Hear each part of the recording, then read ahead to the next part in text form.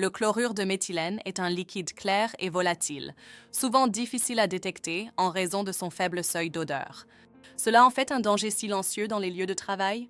Comprendre ses propriétés est essentiel pour garantir la sécurité et éviter l'exposition.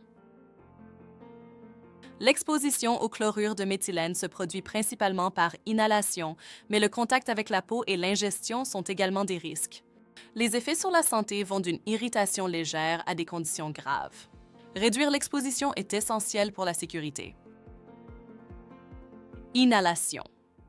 L'inhalation est la voie d'exposition la plus courante chez CUSAC en cas d'exposition accidentelle due à une erreur de l'opérateur ou, dans de rares cas, à une défaillance de l'équipement, ce qui peut provoquer des maux de tête et des nausées.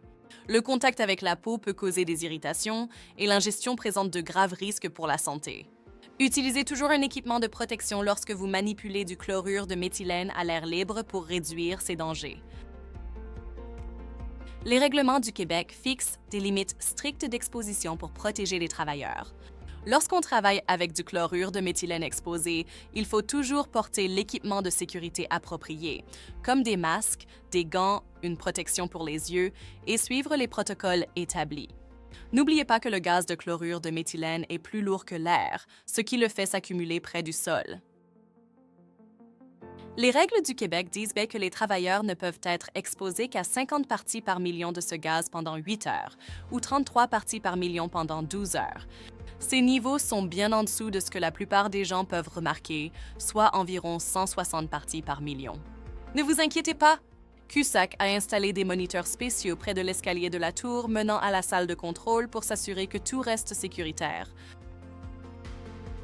Assurez-vous de respecter les procédures de consignation et d'espace confinés. Vérifiez régulièrement les systèmes de ventilation et utilisez des équipements de surveillance pour détecter les fuites accidentelles. Votre vigilance est essentielle pour maintenir un environnement de travail sûr.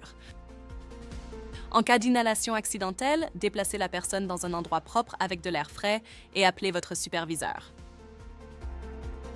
En cas rare de contact avec les yeux, rincez avec de l'eau pendant 10 minutes et avertissez votre superviseur.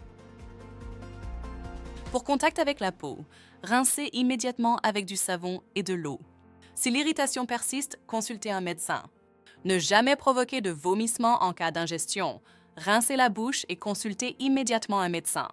Il est crucial de réagir rapidement. En suivant ces conseils, vous contribuez à un lieu de travail plus sûr. Restez informés, restez protégés et merci de donner la priorité à la sécurité. Travaillons ensemble pour maintenir un environnement sûr pour tous.